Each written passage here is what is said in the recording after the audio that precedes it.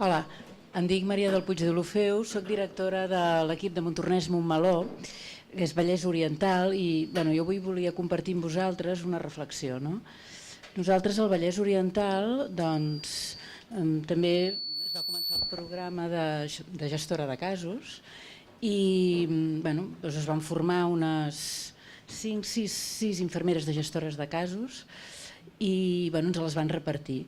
Amb molta sort, en el nostre equip només ens ha tocat una infermera d'enllaç, per tant nosaltres podem continuar fent la nostra feina, malgrat l'equip no acaba d'entendre què és això, perquè quan realment necessites, el sistema no ens acaba de funcionar.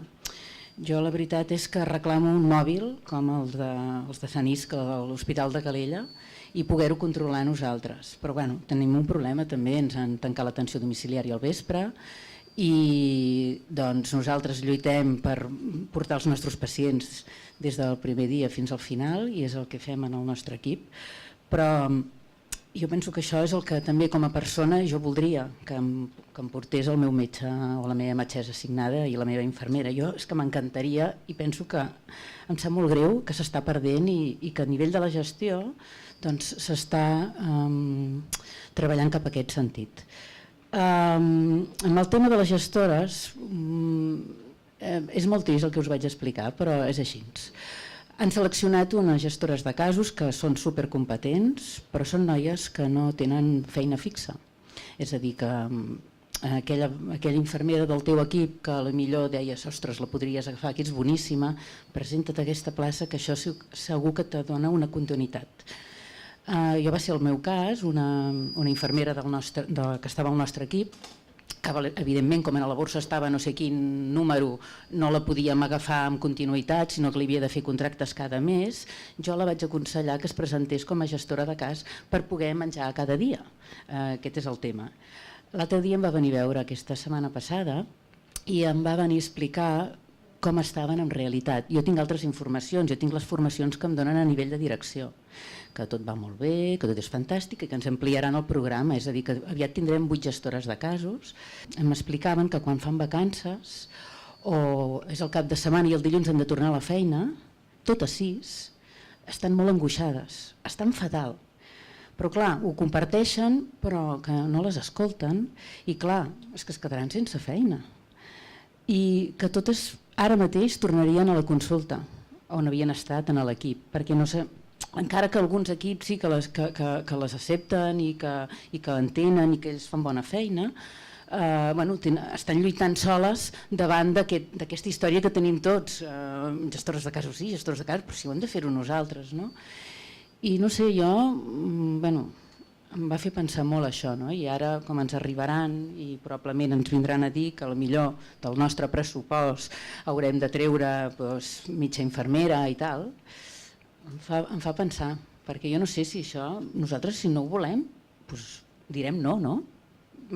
I una mica que em sap greu que haguem de posar persones entremig, que les tirem en els lleons i va a aquestes persones que probablement aquesta de moment és la seva única feina perquè estan en la borsa el 1800, el 2000 i res, només volia compartir això amb vosaltres.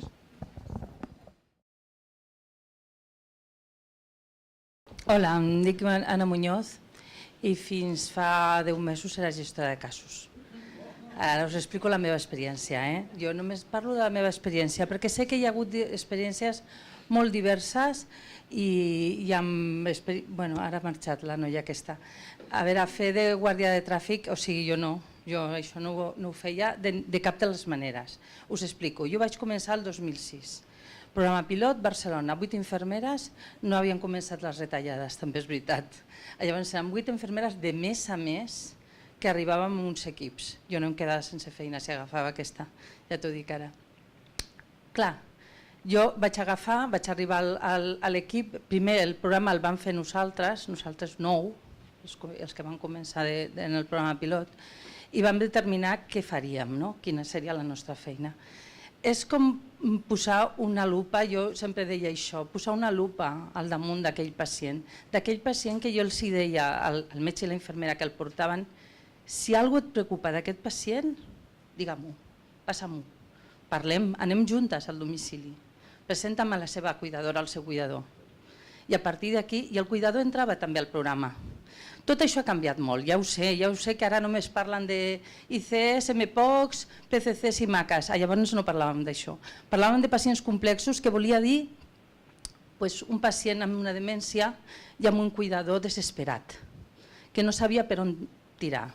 I llavors, junt amb treball social sanitari, que per mi és imprescindible, perquè si no, no s'entén tot això. I tenint en compte això, que els pacients complexos són complexos perquè hi ha alguna cosa que no funciona en el seu entorn. En el seu entorn, a la seva família, el seu cuidador, jo què sé. I què fèiem nosaltres? Doncs coordinar-nos. La paraula clau és aquesta, coordinació, rehabilitació, farmàcies, voluntaris, treball social, el que calgués. Les farmàcies han sigut també per mi imprescindibles en aquest camí.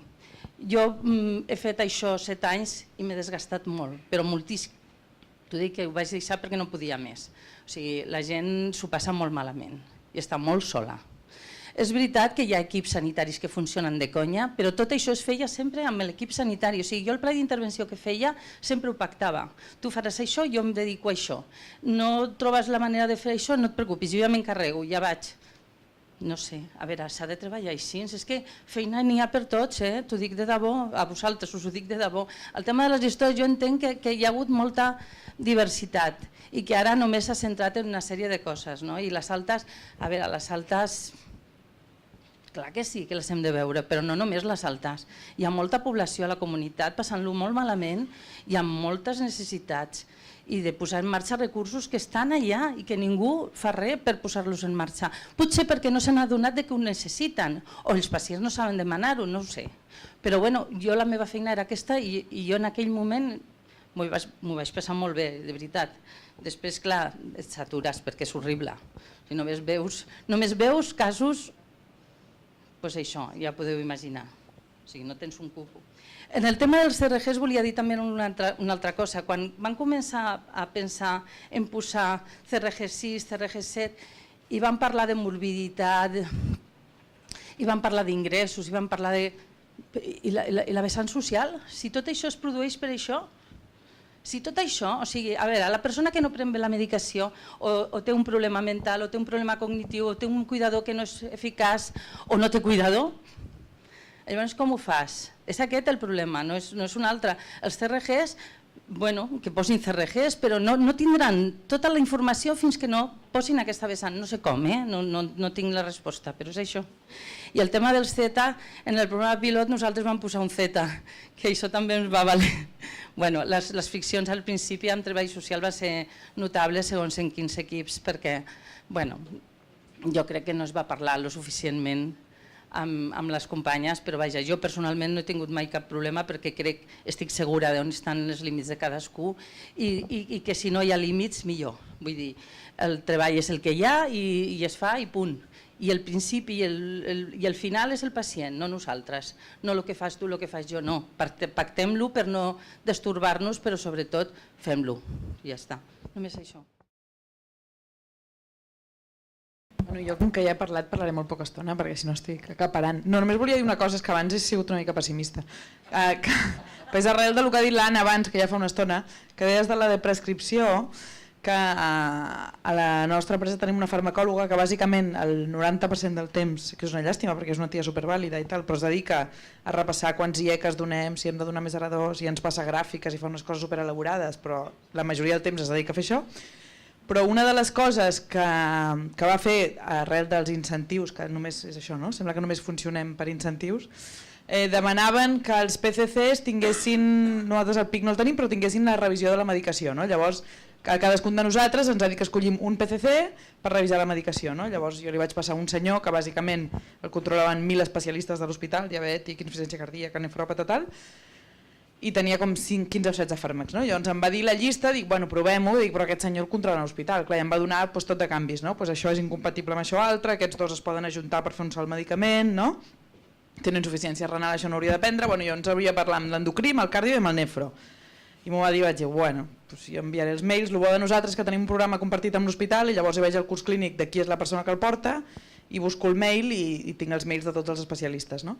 I vaig enviar, sense haver-los vist en ma vida, clar, puc buscar la foto per fer una idea amb qui estic parlant, però... I els hi vaig enviar mails als 3 especialistes, no? Com dient, bueno, Asun, jo ho envio, però... I els 3, que és una cosa també que potser nosaltres mateixos ja ens posem, menys l'endocrí que em va dir, bueno, la metformina no sé si baixar-la per tal, però el cardio i la cardiòloga i el nefròleg, doncs em sembla fantàstic que estigueu amb això i que ho estigueu mirant, i sí, la teva suggerència em sembla superbé, jo no m'havia plantejat que això xocava amb el que li ha donat l'altre, i canviem-ho i ens anem informant i a més com que et guanyes una mica el seu respecte també de dir, mira, a primària no fan, l'únic que fan és receptar el que jo els dono, no? I es plantegen, que a mi jo tenia com la idea d'altres cops que m'ha passat de dir aquest, de què va, canviant-me, no? I van dir, molt bé, no? I que els hi vaig dir, mira, la nostra farmacòloga ens ha dit això. I diu, doncs sí, molt bé, no? I que a vegades que nosaltres mateixos això, no? Que ens posem... El problema d'això és que això va trigar 5 hores la farmacòloga per revisar un pacient i ha fet un pacient de cada cupo. I la majoria del temps es dedica a l'altre, no? Que això la llàstima és que és un recurs que el que hauria de fer és deixar l'altre i seria molt més beneficiós que es dediqués tot el dia a revisar tots els pacients polimedicats que tenim, però bueno, això és una cosa bona i que potser sí hem de treballar més en invertir més en el que més ens suposa beneficis.